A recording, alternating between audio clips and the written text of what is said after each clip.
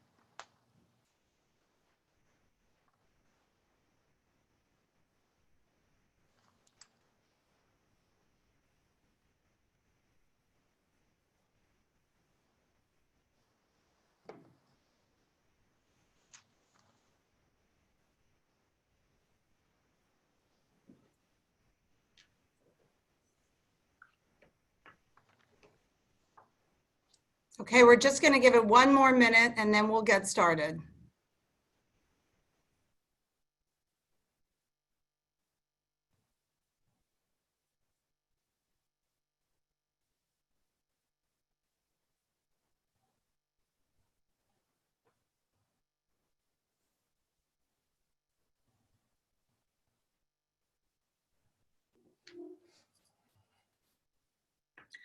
Okay. Good afternoon, everyone. I want to welcome everyone to our second virtual Beacon Point Way event. Way being our Women's Advisory Institute for those of you who are new to our events. My name is Jill Steinberg, and I am a managing director and partner at Beacon Point, and I am based in our Philadelphia office. So I know many of us are currently focused on taking care of others during these crazy times in which we are living. So we appreciate your taking a break from whatever your daily routine is today for what we hope will be an investment in yourself. As many of you know, at Beacon Point, our client experience is called All Wealth. And this is a complete wealth management process where we incorporate both life and legacy planning as well as investing so that you can achieve your life dreams. And as advisors, we spend a lot of time talking to our clients about financial investing, but today we are going to switch gears and talk about investing in yourself so that you can live your best life. Now, I'm guessing many of you out there are like me in that you exercise regularly, you eat well, all to improve your physical and mental health. But sleep should also be considered an investment in your overall health and well-being. And unfortunately, it is something that isn't talked about as much, but we will change that today. Now, before I introduce our speaker, I just want to go over a couple housekeeping items. So first, this is going to be a question and answer format. I'm going to ask Nancy some questions. She'll answer them.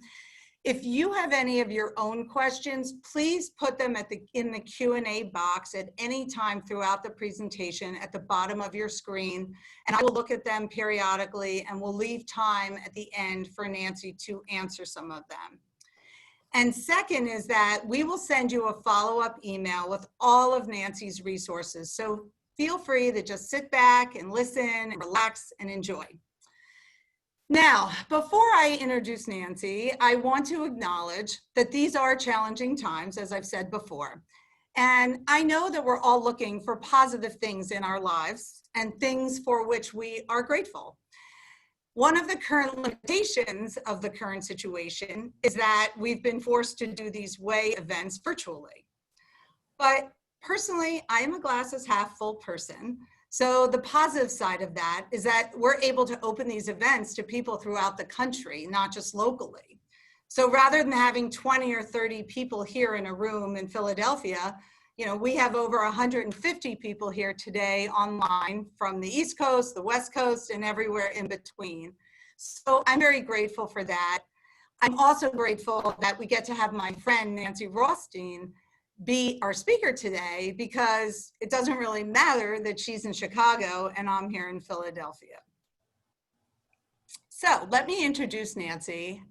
I want to first say that you're all in for a real treat today. I truly have never heard anyone talk quite so passionately about sleep as Nancy. As the sleep ambassador and director of sleep health at Resonea, Nancy is on a quest to help people live life fully by realizing the importance of sleep and its impact on all aspects of work, life, and our general well-being. Nancy consults to Fortune 500 and other companies, including one that we all know very well, LinkedIn, and she consults all over the world. She recognizes that insufficient sleep is actually a risk management issue for not only companies and employees, but also for everyone if it's left unchecked in this 24/7 world that we're now living in. And she does this by presenting practical solutions to help people optimize their sleep quality and their quantity. And Nancy is able to awaken people to the ROI, and that's return on investment, of a good night's sleep by providing sleep education and training initiatives at all levels. So whether your issue is getting yourself to go to bed, like me, or falling asleep once you're in bed, like maybe some of you, we are excited that today she's going to give us some of the sleep facts, as well as share some helpful tips with us. Nancy serves or has served on the boards of many leading sleep-related organizations, including the National Institute of Health's Sleep Disorders Research Advisory Board. And she is also the author of a children's book titled My Daddy Snores, which has sold over 400,000 copies. And finally, it is very interesting to note that Nancy has an MBA after her name, not an MD or a PhD, which is what you would normally see with sleep experts. So she really does view sleep through a business lens, that being that it is an essential investment. And as I like to say, Nancy speaks our language here at Beacon Point. So with that, Nancy, as I said, you have an MBA and you used to be a successful investment manager who wrote a book about hedging interest rate risk. So how in the world did you become the sleep ambassador? Well, I'll get to that in a moment. Hello, everybody. Thank you for joining in. I am honored to be here for Beacon Point, and thank you, Jill, for bringing me to the Way event. It's wonderful to be here. One of the things I always say to myself when I'm presenting or talking, it's know thy audience. I do know one thing, everyone has to sleep to live. So that's one thing we all have in common. How we're doing it, how it's going, that's another story. But one of the first things I did was I looked at the Beacon Point website and I looked at the Way section. And there were a bunch of keywords that caught my attention that we could apply to both sleep and to your investments. Planning, peace of mind, ability to meet long-term life and legacy goals. They help clients through monumental life transitions, which sleep is often compromised during. Resources and expertise to design an approach tailored to you. We all have to sleep, but there's certain biological facts, but there's certain things about our lives and our age and all kinds of things that color sleep for each of us. So as Jill said, you want to live your best life. And I have to be honest, if you want to live your best life, you've got to get good sleep because it's both short and long term. So you asked me how I became the sleep ambassador, and you mentioned this book. So this is my first published book, The Handbook of Financial Futures. Okay, then fast forward, well, not so fast forward, to a snoring spouse. So on a piece of construction paper in my daughter's kindergarten classroom, and she's now 29, but it took a number of years till Scholastic published My Daddy Snores. And I sat there with my plaque on my wall in my office where I was managing money and doing investment advisory work, much like many of you do for Beacon Point. And I said, wait a minute, other people can do this really well. This sleep thing is a big deal and nobody's doing anything about it, certainly in the corporate world. And so here I am today. And as far as understanding that, just understanding that this is something I could help the world with. And boy, do I see it today. I really, really do. I mean, every morning before I turn on my computer, I say gratitude for doing what I do. Yeah. Well, that's great. What a great story. And I love that you were in the financial field before. It's great. So let's talk about sleep. Why do you think sleep is an investment? So first you ask yourself, what's valuable to you? And 3 months, 4 months ago, we looked at valuable a little bit differently. We look at our health. Some of us took it for granted until something happened. We look at what's of value to us, our families, our sense of economics, our ability to eat and get food. So many things are valuable to us. But an underpinning to it all is really how we sleep. Over the next 10 years, about 3 of them will be spent sleeping, or should be. And they are going to completely color the other 7. Not just every day, but throughout the rest of your life. Because chronic sleep deprivation, you pay a price, and we'll get to that. So it's really important that you understand that how you sleep directly impacts how you function in all respects during your waking hours. And I have a slide in one of my presentations, and it says, is sleep a waste of time, or is time a waste without sleep? And I think it really is the latter.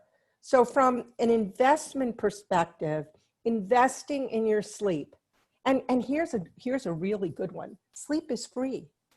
You do not pay to sleep. The accoutrements aren't so free, but basically sleep is free. And it's not a luxury. You can enjoy your luxuries more if you sleep well, but it is a necessity. It's essential as food and oxygen. Truly. I love that. That's great. I never really thought of it that way, and I love that quote. That's great.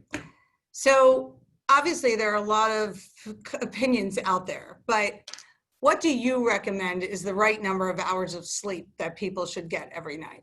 So I'm happy you asked what Nancy recommends, because Nancy basically is very science oriented, and I will recommend or explain things that I personally do. But I'm not going to say what I recommend. It's what is the National Institutes of Health or the National Sleep Foundation or the American Academy of Sleep Medicine. And there's a lot of stuff about this, but basically adults, because it changes through your lifespan, need about 7 to 9 hours. But I'm so happy you asked the question, because it isn't just about how much you sleep. It's about the quality. And it's about the consistency of when you sleep, when your body clock. I mean, 3 scientists just won the Nobel Prize because each of our cells has a clock. And so we are very wired to the 24-hour rotation of the earth. And yet our behaviors have gone askew. Our biology hasn't changed, and it will be eons. And we are inflicting our behaviors on our biology. And it's saying, I can't keep this up. We'll get to that a little bit. But in terms of how much sleep you need, what's the telltale sign to know if you're getting enough sleep? I mean, people could write in the Q&A and tell me right now, it's how do you feel in the morning? I mean, there's all these apps and all this stuff, but really your body talks to you, your brain talks to you. Are you listening?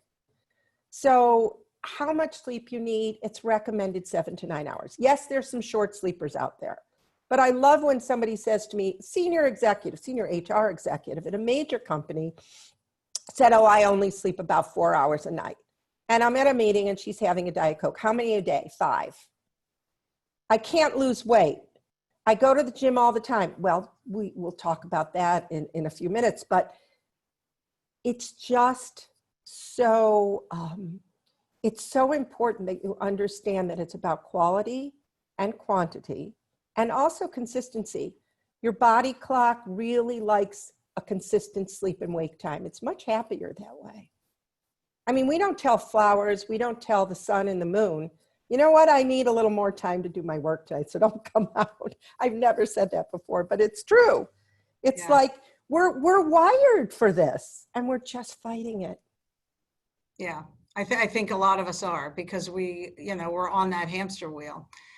So it's interesting that you talk about consistency. So when my daughter was young, her piano tutor told her that she had to practice every single day. It was like brushing her teeth, right? Every single day, because she wanted to wait until the day before the lesson and practice for 7 times the time. And the tutor said, nope, it's like brushing your teeth. You've got to do it every day. And personally, I've always rationalized this a little bit. Like, I'll get less sleep during the work week, and then I can just sleep later on the weekends and sleep more. Does that work with sleep? Can you catch up on the weekends? Well, it's so interesting. I love talking to people who are financially oriented or who are interested in finance, which is what brought the way and other people here, people within your firm and other parts of the Beacon Point constituency. But it's sleep debt. And sleep debt is the difference between the amount of sleep you get and the amount of sleep you need. And you can no more pay chronic sleep debt over a weekend than you can chronic weight gain. It's going to take time. But more important is the wear and tear you do on your body every night and your brain when you don't get enough sleep. I mean, I'll just throw this in here. We have something called the Glymphatic System, developed in the last, understood in the last decade. Your glymphatic system is the cleansing mechanism in the brain, much like the lymphatic system flushes toxins in the body. And the glymphatic system operates during deep sleep. And it's like, it literally flushes the brain of toxins like amyloid beta. So if you get chronic insufficient sleep, your brain effectively becomes like a dirty kitchen. And so, I know everybody, but so, it's every night. I mean, look what we do with our bodies and our minds. Can you imagine if everything you saw during the day, everything you heard, everything you saw, everything you did had to be in your memory? It would well, during deep sleep, memory is encoded. Now that selection process is fascinating in how it works, and science is still trying to figure it all out. But it's during sleep that we rejuvenate, we restore, we cleanse our brain, we encode memories. And so it's like we're awake. Oh yeah, and there's that thing called sleep. I'm gonna push it to the back burner. But it's a balancing act. And you were constructed, you were made to sleep. As I said, I gave a lecture last year in Europe, and it was sleeponomics. Everyone is a consumer of sleep. And we are. We all have to sleep. So what comes? Okay. All right. Well, following that up then, since we all have to sleep, what are the biggest culprits that are preventing people from getting good sleep? Numero uno. Our biology hasn't changed. As I said earlier, our behaviors have.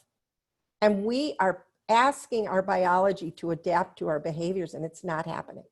Now, I get asked all the time, well, I have night shift or I have blue light blocking glasses. That's a whole nother thing. But when you're looking at this thing, so everybody's heard of melatonin. I get asked all the time, how do you feel about taking melatonin? I do not have an MD after my name, as we said earlier. And I'm not going to recommend anything, but I am going to say to people, did you know you produce it naturally? I mean, a lot of people give their kids melatonin regularly. So here's what happens with melatonin. The smallest organ in your body, the size of a piece of rice or of a grain of rice or a pea, is between the hemispheres of your brain. It's called the pineal gland. And the pineal gland releases melatonin. When you look at this lovely blue light or fluorescent lights at night, it basically sends a signal to your brain, says, stop releasing melatonin, we're staying alert.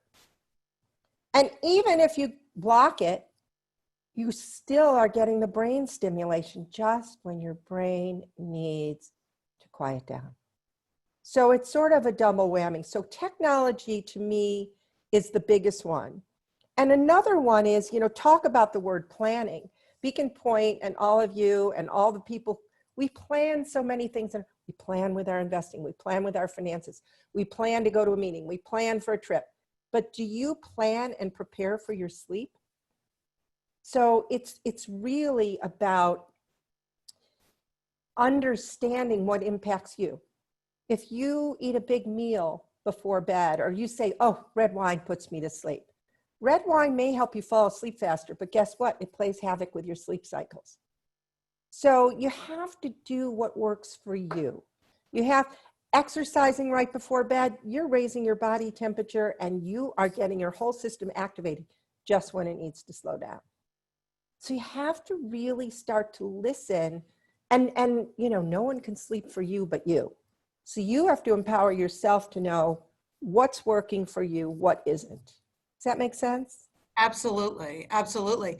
I'm going to go a little off my questions because we have some questions from the audience that are pertinent. So is there a connection between the food you eat, your diet, and sleep? So it's an interesting way to phrase the question. Yes, there's a connection between everything we eat, do, think, all of that, and our existence. But the question is also what you're eating and when, and drinking for that matter. So yes, there is a connection, but reversing that, I said earlier, and it's your next question, so I'll sort of save, it's one of the things you wanted to ask me, was there anything particular for women and men? But yes, there is a connection. For example, if you eat a big meal, a steak near bedtime with a nice baked potato and a piece of cheesecake, your body, when you lay horizontally, your body's going to say, time out. Do you want me to digest? Or do you want me to slow down and process nutrients? I can't do both horizontally. So, Okay. it's really important to ask yourself what you're eating and when. And chew. Another thing is chewing. We don't have teeth in our stomach. And that's something most people, we're all rushing so much. Sometimes we forget to chew. And then you lay down, you've got indigestion. So what you eat, you don't want to eat a big meal. You don't want to go to sleep hungry. So if you need a sleep-friendly snack like a banana, which has tryptophan and melatonin in it, that's great. If you don't get up to pee a lot during the night, you can certainly have a cup of chamomile tea or a sleep-friendly tea. But having a big liter bottle of water next to your bed, again, your bladder says, time out. I can't make it through the night with this. So you have to be very conscious and observe, maybe keep a little journal so you start to see what's impacting your sleep. Okay, that's great. That's great. Is there, just as a follow-up, I have a question. Is there a time at which you think you should stop eating or drinking how many hours before you go to sleep? Well, scientists tend to say a good 3 hours before bedtime of a big meal. Okay. And come on, it's Saturday night, you're out late, you're eating, well, when we go out again, but you're eating sort of late and just, it's not going to be perfect every day, but be observant of what works for you. Drinking alcohol in a good 3 hours before bed can be a problem.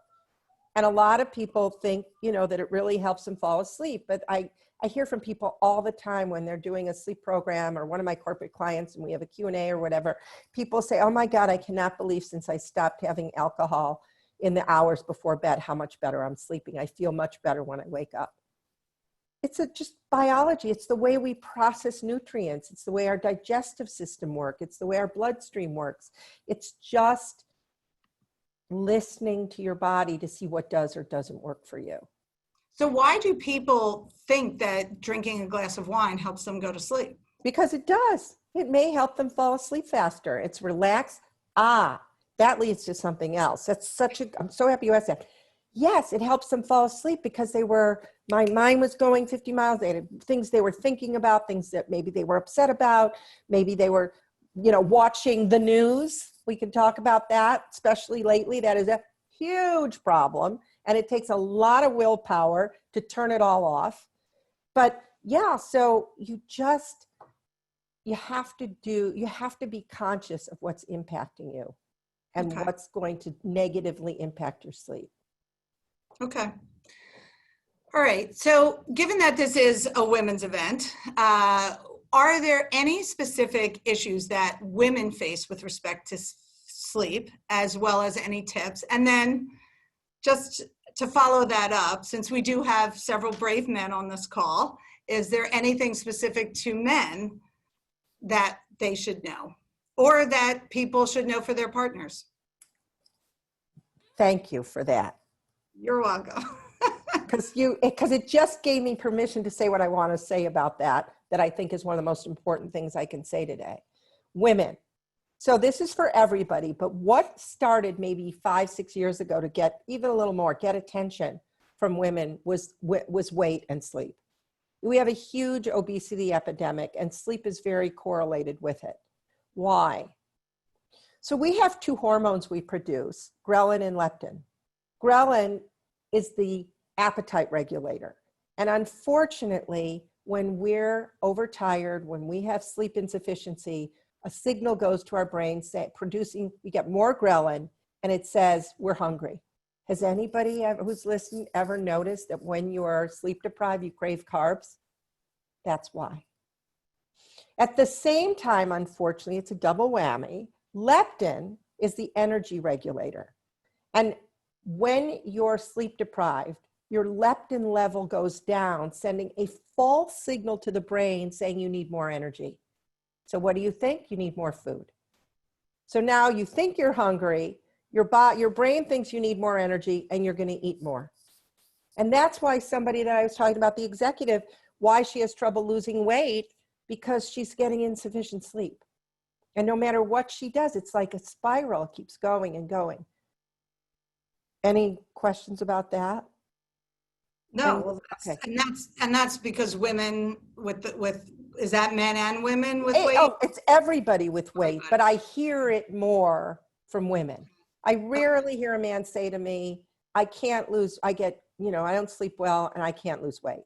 But women tend to be more weight conscious. It's not a sexist thing, it's just a reality. Okay. And that's one of the unknown reasons why. Okay. As for men and partners, one of the biggest problems, and the term came up in earlier when we were talking about all this, was a sleep divorce. And believe me, this was about a snoring spouse and it didn't help them, so if you have a bed partner who snores and snores loudly, and if you notice that they stop breathing during the night, whether it's I just used for a presentation next week a picture of a couple holding each other sleeping. She's wearing the CPAP machine, which stands for continuous positive airway pressure, which basically is a blower motor to open the airway. Probably everybody on this call knows somebody who's got sleep apnea, obstructive sleep apnea, and wears a CPAP machine to open their airway. I have mild sleep apnea. I'm probably the only person who ever tried a CPAP and was excited about it. And that was for a few months. And now I wear an oral appliance, which shuts my jaw forward, opens my airway. But back to something specific about partners. If your bed partner is snoring and even stopping breathing, wakes up with headaches, is always tired, they need to see a physician who's skilled in sleep and sleep medicine. Because obstructive sleep apnea untreated leads to cardiovascular disease, hypertension, depression, and stroke, and the list goes on. And of the people with sleep apnea in our country alone, are you ready for this? And I've been at this for over a decade. 85% are undiagnosed and untreated. It's impacting our healthcare system. It's impacting people with sleep apnea and the whole COVID thing. That's a big issue. You're more at risk. Because can these things be, if you go to a doctor, they can help you? There's the beauty of sleep apnea is it's treatable. There are resources and technologies to help you. So if your bed partner is snoring, and often the bed partner is somewhat in denial, and somebody goes to sleep in another room constantly, do something about it. You can. And I know I'm on a board with Harvard, and it's and one of the leading sleep scientists say, people say, I don't want to wear that mask. And you may not need to wear that mask, but that mask can make your life so you can enjoy your investments and so the rewards of your investments and whatnot. It's really important. So a good resource for that is myapnea.org. That's the organization at Harvard, the Brigham and Women's. And just take a look, learn more. So that's something that impacts, it could be a man or a woman, but I'm really happy you asked the question. Great. It's so important. So let's talk about routines. Is there anything you recommend to help get a deeper, better kind of sleep? So I think one of the most important things to have is to prepare for bed. You know, as I said, you prepare for a meeting, you prepare to go on a trip. You need to prepare for bed, because if you think you're gonna, not that we're running around as much these days, but even so, if you haven't, I'm not getting as much physical activity as I used to get. My club's closed. I don't have a Peloton at home, so I could do virtual ones. So you're not as active. So it may be trouble, you know, having some trouble, but you need to segregate some time in the hour or so before sleep, that it's really you time. And it's time to, as I segue to sleep. And so what might that consist of? First of all, a good thing to do is to set this alarm an hour before bed. And then if you insist on this being your clock or alarm clock for the morning, set it, put it across the room or out of the room where you can hear it. That's best. Recharge it out of the bedroom so you can recharge in bed. But one of the best things you can do, set your alarm an hour before, and that's your key to say, it's time for me. Now, if you have kids running around and you're dealing with them and a spouse and you have things, fine, but just make that hour an hour of peace. I don't get the question anymore. People used to say, what am I going to do for an hour if I'm not on my phone or watching TV and I've tuned out from my computer? What are you going to do? Start with a half an hour the first week. It's too much to ask an hour. So you're going to take a shower or a bath. First of all, who wants to get in sheets? You want to shower in the morning again? Go for it. But you really should go to bed clean.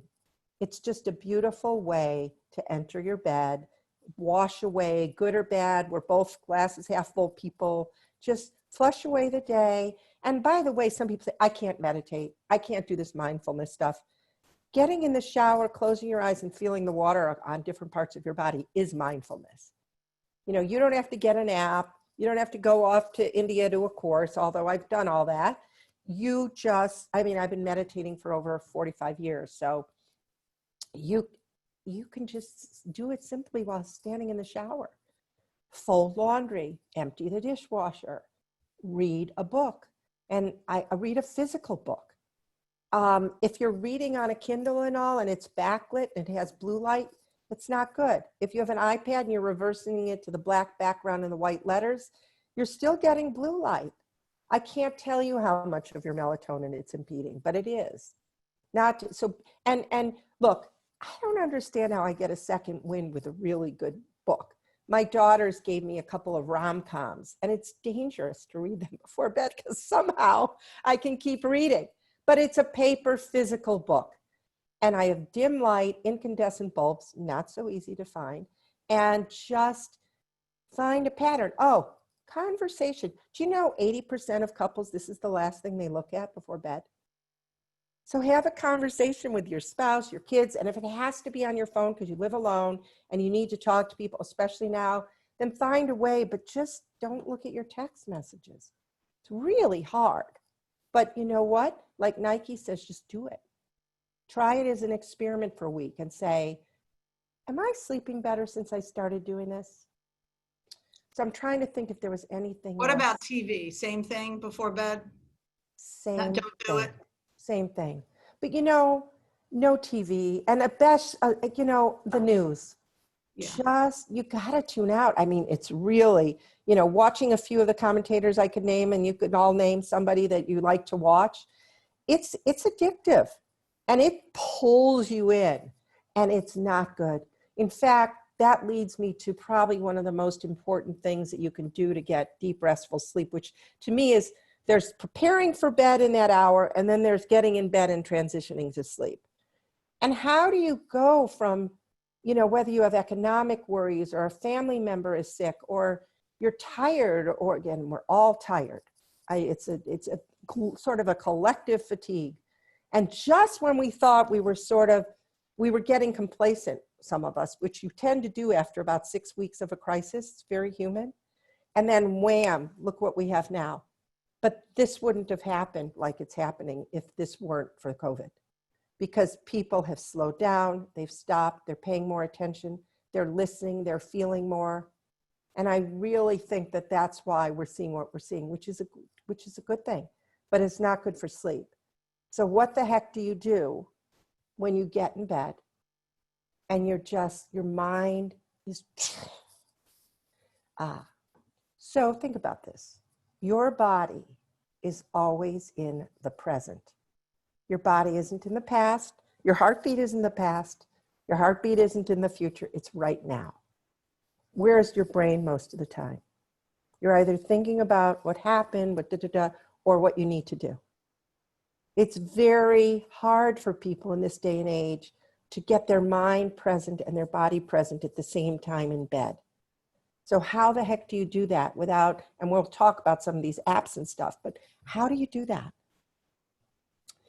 I decided to be streamlined about this. I used to talk about breathing techniques, and I still do, body awareness, gratitude, positive thoughts, which they do in other countries where they're war-ridden, teaching soldiers who have PTSD, how to fall asleep without nightmares by going to positive thoughts, cognitive behavioral therapy to use, but we can keep this simple. So your body's present. It's gonna be there with you in bed. Your breathing is going to happen because you have to breathe to live. And what can you put in your brain that isn't a zillion escalade of thoughts? What can you put in your brain? How about gratitude? So one thing I like to teach people is combining body awareness, gratitude, and breathing. And it's as simple as this. There was an article in the New York Times where Penelope Green said something, you're gonna thank your feet? Yeah, you're gonna thank your feet. So you get out of your head, you breathe into your feet, and you literally, you don't have to tighten them, wiggle, just thank them and tell them they get to rest. What I'm doing here is trying to give you an opportunity to get out of your head into your body with gratitude and breathing so you can settle down to sleep and go up your feet, to your knees, to your legs. Maybe you have a sore knee and you think it, give it an extra little bit of love. Go up to your stomach, thank it for digesting. Go to your heart. When is the last time? If we had a show of hands, how many people thank their heart ever, if not on a regular basis? Thank your heart. Go to your head. Thank your throat. Thank your mouth. Thank your ears. Tell them they can rest. Do not sleep with these on. Tell your eyes they get to close. Can you imagine what your eyes, if we're so lucky to see, but give them a break. By then, I hope you're asleep. Thank your brain. Tell it can do its nighttime work with the glymphatic system and encoding whatever memories it's going to encode. And there's a technique. And another thing you might do is, especially for those, and I have a call later today with a leading sleep and dream expert. I am so excited to be talking to him again. It's really cool. But a lot of people are having very heavy dreams right now. Heavy or lucid or whatever. I'm not a dream expert. I can't, but we are going to go into REM sleep. We're not always going to remember them. But I would suggest that before you go to sleep, if you're having troubling dreams, just plant a seed and say, I'd like to dream about something really special, good, happy. These other bad dreams aren't welcome. That's not to say we're not processing things. I can't tell you that I want you to avoid or be in denial that you're having bad dreams because you're trying to work on things, but pay attention. Maybe write them down in the morning, and maybe something will come to you during the day and you'll say, wow, the nights I watch the news, I don't sleep as well, and I'm having much more vivid, troubling dreams. How could you not? So you do program your subconscious when you first, when you lay down and you go off to sleep, Think about what you want to go to sleep thinking about. That's very powerful. You mentioned that you meditate. Do you meditate before you go to sleep? Do you advocate that people do that, or is it more during the day? Such an interesting question. I started doing transcendental meditation in 1972. And that was not recommended at bedtime because it actually, the way it synthesizes and tons of research on it and how it affects your brain. So I would tend to do that in the morning and late afternoon, early evening. I would not do that kind of meditation during bed. I also started doing Deepak Chopra's primordial sound meditation about 15 years ago. So put the two together, it's been a long time. Am I real regular, but more so regular now than I was for a little bit. But yes, if mindfulness or a meditation practice, like I just taught you, there are so many mindfulness techniques for sleep that you can practice. My concern is those who get dependent on a bunch of apps to have in bed.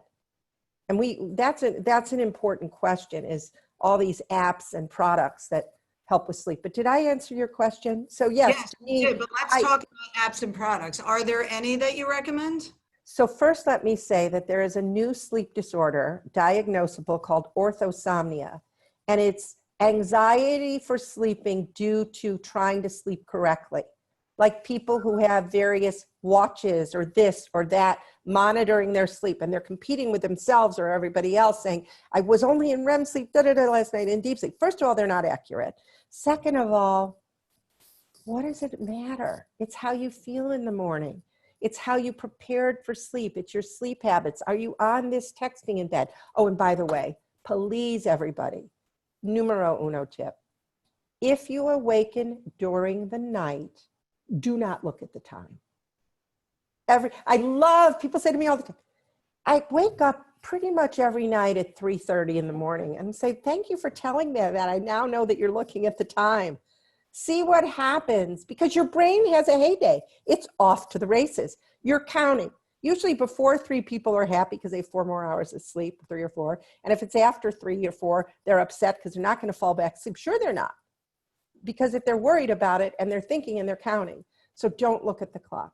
But in terms of apps, remember I said this, the best sleep technology is inside of you. We were designed, we have all the mechanisms we need. Now, if you have untreated, undiagnosed sleep apnea, you may need an external technology to help you. You need, if you want to call a mattress a technology and a good pillow, yes. Does it have to have bells and whistles and all kinds of stuff? No. You need the best, just like you're going to get the best investment advisor that you can work with, Beacon Pointe. But you're also going to get the best mattress and pillow you can afford. Those are investments in your sleep. Okay. So all of these apps, if you use Calm or something and it helps you sleep, great. But try some techniques that you're using your own internal resources and see what happens. So following up on that, because a couple people have asked questions about specific products, I'm going to lump them into one. Somebody asked, does wearing an eye mask help release melatonin? What other tools do any of these tools help get a better night's sleep? Silk pillowcase, white noise machine, lavender spray, or sleeping pill? What are your thoughts on all of those? The sleeping pill I'm going to leave out because you got to talk to your doctor. I would never say anything about that. The question is, why are you taking a sleeping pill? What are your sleep habits? Is it your sleep behaviors, or do you have what I call disordered sleep, meaning poor sleep habits, or do you have an actual sleep disorder, or both? So products. If you live in New York City or somewhere where it's noisy, and God knows it's been noisy in cities lately. I'm in Chicago, and believe me, drones are quiet, but helicopters aren't. So if you need a white noise machine, great. But do your best to have something like the Dome, D-O-H-M, because it uses air as opposed to noise that you plug in and headsets and all that. So white noise machines, lavender, that's wonderful if it helps you. That's terrific. One of my favorite things, and I would be remiss if I didn't mention this, and this is about breathing. If you wake up with a dry mouth, dry throat, the likelihood is you're a mouth breather. And we want to breathe in and out through our nose. Yes, there are certain times during certain yoga practices, and I've been doing yoga for decades, that you might Okay, fine. But this is where we purify, humidify, and warm the air and get to all our organs. When you breathe through your mouth, you bypass that. You activate your fight or flight, your sympathetic nervous system, versus nasal breathing is your parasympathetic, your calming nervous system. If you snore, you may have sleep apnea, you may not. There's 2 products I'm going to recommend. Full disclosure, I consulted the company because they have one of the best products out there. Mute, M-U-T-E, snoring.com. It's a little nasal dilator. It's online. It's at Walgreens, CVS. Opens the nasal airway, and it helps you breathe better. And there are other, speaking of lavender, because it's such an interesting technology, is they put a little wick on it. It's called prontosleep.com. And it has a little wick with lavender and other essential oils that are blended to help you go into deep sleep, to help you sleep. Now, how different things affect your melatonin, you'd have to be wired up and hooked up to see all that. I can't answer that. But I do know that breathing is really important. And these are 2 products that help. White noise machine, lavender, either here, put it on your pillow, on your temples. I actually use something on my wrists. It's just, I like it, soothing. Okay, that's great, Nancy. So let's just talk about COVID briefly. Obviously, all of our lives have changed in the last 3 months in ways we never could have imagined. And I'm going to combine this with one other question. So one is, what kinds of issues are you seeing people have? And then somebody asked, can you talk about dreams? Particularly now, I find I have vivid dreams and nightmares. And although I am sleeping through the night, I wake up exhausted. Any thoughts on that? On dreams? Yeah. COVID We'll get to that. So I think the primary issues are, first of all, I want to remind everybody here that no one can sleep for you but you. You can outsource your grocery shopping now. You can outsource your investment management to a great firm like Beacon Point, but nobody, not your bed partner, not your dog, no one can sleep for you but you. You've got to self-empower to do it. And during COVID, it's been really, really hard. I'm going to send 2 1-2 minute videos about sleep and the immune system during COVID, because that's another reason it's so important right now, is your immune system. We are working from home. Our schedules are screwed up, not as much physical activity. You've got to do your best to schedule your sleep. So it's regular, it's consistent. You want to just tune out from the news and technology. Please, please, please, at least do it for a week, see what happens. So that's really important. And I actually say a good night's sleep begins when you wake up. Why? First of all, make your bed. The Army does it. They do it for a reason. It's a task completed, and you go back at the end of a good or a bad day, and you get into something that's nice and fresh and ready for you. So that's important. I think those are some of the biggest issues, and fears and anxiety. So you need the kind of technique I taught you. Go to gratitude. When you're in a state, be grateful that you have food. Be grateful that you have a place to live. Be grateful that you're not sick. So gratitude is a great way to transition out of the chaos that's going on around us. We're all in this. So, and go ahead. No, you go ahead. Dream. No, I want to know what you're going to say. I was going to ask a follow-up question. Several people are asking about waking up in the middle of the night, whether it's to go to the bathroom or because they have thoughts racing through their heads. They wake up, and how do you either stay asleep or get your body back to sleep, giving everything that's in our minds normally and especially now? First of all, I would wonder if those that are waking up during the night and can't get back to sleep, who didn't used to, if you are watching a lot of news and on your phone in bed at night or watching TV. Really watch that and see if it makes a difference. Second of all, set the stage for sleep when you're in bed. Think of positive thoughts. Look, nobody could tell you, your brain knows what you tell it. Tell it that the world is getting so much better. Mother Nature's certainly happier. Racism is dissipating. People care about each other. We all have, I could cry saying this, we all have the same color skeleton. Go to sleep praying for the world. Go to sleep saying, what can I do Go to sleep knowing that for you to be your best self, you got to get good sleep. And I actually think that's a segue to the dream thing. I think if you are minimizing access just try it for a few days and then a week, and see if you minimize access to all this chaos, and you find a way to have that hour before sleep of peace. And don't feel guilty because you're reading some crappy magazine or novel or whatever, or a good novel. I found myself, I just couldn't read some really serious stuff right now. I needed just sort of some mindless stuff because my mind deserved some peace. Okay, that's great. That's really, really good advice. A couple of people are asking about falling asleep. What do you think of falling asleep to either music or during that hour before, or listening to, not on your screen, but listening to a book or a podcast, an audible kind of? If you're not looking at your screen on your phone, and if it's coming out of that, how many people have a CD player anymore where they're listening to it? And you have a pact with yourself that you're literally not going to look at any text message and all, and that you go for it. But I would try for a few days. I'd say, well, what if I actually read something physical? What would that feel like to me?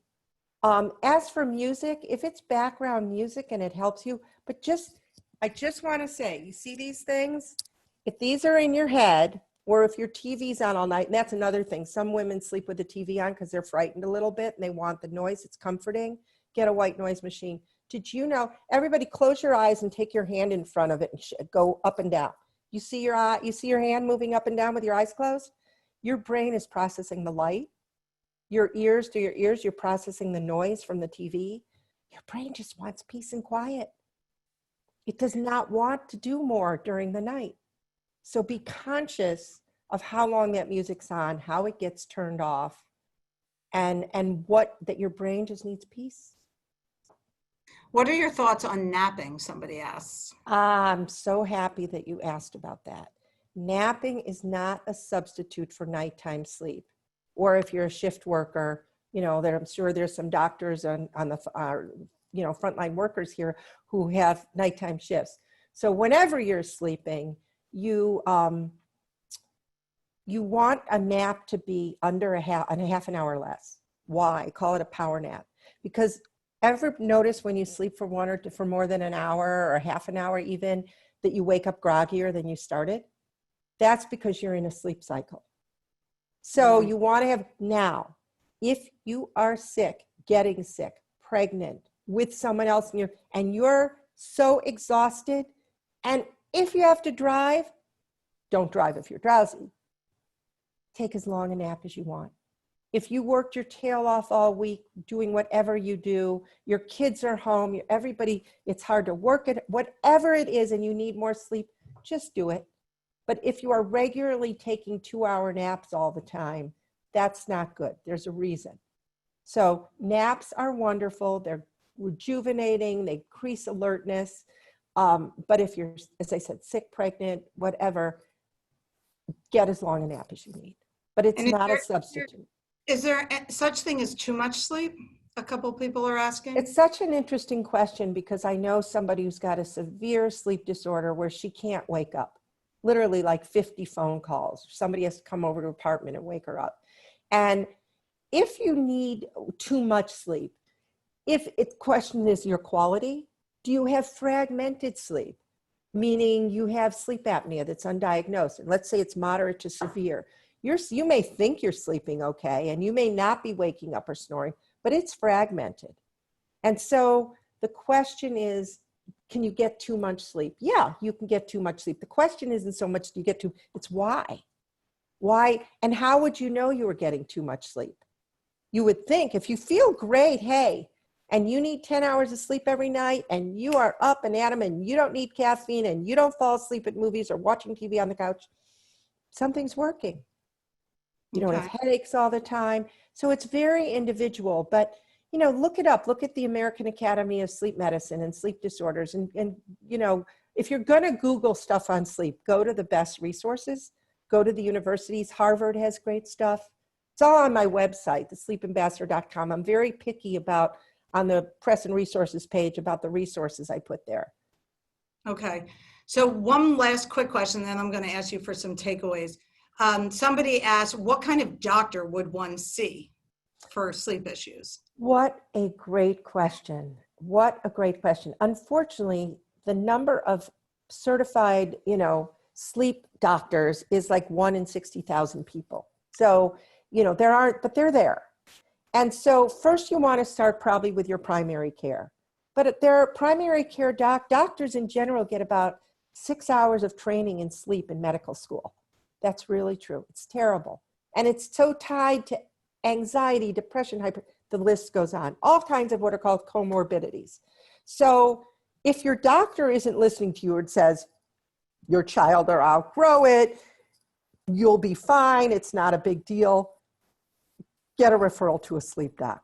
And it may be a pulmonologist, it may be a cardiologist, it may be you end up at a dental sleep medicine certified person to deal with an oral appliance to help with sleep apnea, but go see someone who is certified in sleep. And if you go to the American Academy of Sleep Medicine, or there's other resources I can provide to find a good sleep doctor who's going to listen to you and hear what your issues are. But some of the stuff I say, you'd never hear this from sleep doctors because they're looking at this from a medical perspective, not from a real living perspective. Some do both, don't get me wrong. But it's just, again, only you can sleep for you and only you can empower yourself to get good sleep and have good sleep habits. That's great. So we're almost at the end of the hour. So if you could give us some primary key takeaways, and I hope you'll include, because I love what you said about getting a good night's sleep starts when you wake up. I found that fascinating and I had never thought of that before. So that's funny. I actually wrote that down as a note with respect to COVID. You'll see in my COVID video, it says that a good night's sleep begins when you wake up. And that means make your bed, get dressed. Start your day, make it an active day, be active, eat well, make a to-do list of real things you can really do. And if you're going to sleep at night thinking of all you have to do the next day, you could have all kinds of monikers in your mind. Just get a pad of paper next to your bed, take it out of your head and put it on paper. Gratitude is just such an important, throughout the day, certainly at bedtime. I would say, make sleep a priority. Just do it. Just decide you're going to experiment differently. And by the way, if you go to bed at 1 a.m. and you really know you'd like to go to bed at 11 or 11:30, don't expect one night you're just going to change it. Back it up over time. Your circadian clock, your body clock's going to need to adapt and adjust, which is why the time change impacts people the way it does for many people. Again, listen to your body. Your body speaks to you, listen to it. And your brain, when it says, I can't do anymore. Mine last night said, I'm done. You cannot ask anything more of me. I can't have another conversation. I can't read anymore. I can't do anything. Just please stop. Listen. Have a sleep routine. Tune out from technology and the news, especially now. And you know what? Just know that good sleep is possible. You were designed to do it. Things got in the way. Life got in the way. Technology got in the way. Crises got in the way. But if you want to just live your best life, sleep's an important part of it. It's not a negotiable. Just embrace it. Embrace it with what a wonderful, and you don't have to pay for it. Just embrace it. It's an incredible gift. And that question about dreams, I can't wait to talk to this scientist later today again, because he'll say that dreams are the most important part of sleep. And dreams, and not just, it's a processing time. It's part of, beyond our consciousness. We can't control it, but we can set the stage for a good night's sleep.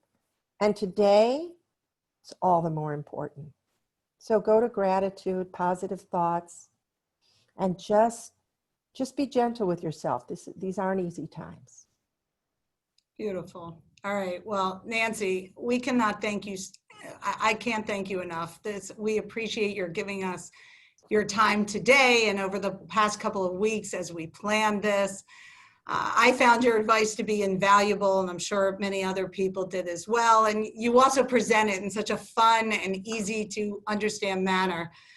I know I learned a lot. I think, going to sleep with gratitude and positive thoughts. I mean, I like to incorporate that into my entire life. I know you do too. I think that's part of why the two of us have bonded. But I hope for everyone that you've learned something today and that it is the start of many peaceful nights ahead for all of us. So finally, just a few little housekeeping items. If we have piqued your interest in improving your sleep habits, or you wish to share some of this information with your family, your colleagues, your clients, Nancy offers a new half-hour LinkedIn learning course called Sleep is Your Superpower, hot off the press, right, Nancy? New. She also offers a more intensive 4-week sleep course titled Sleep Well, Live Well, which you can find on her website.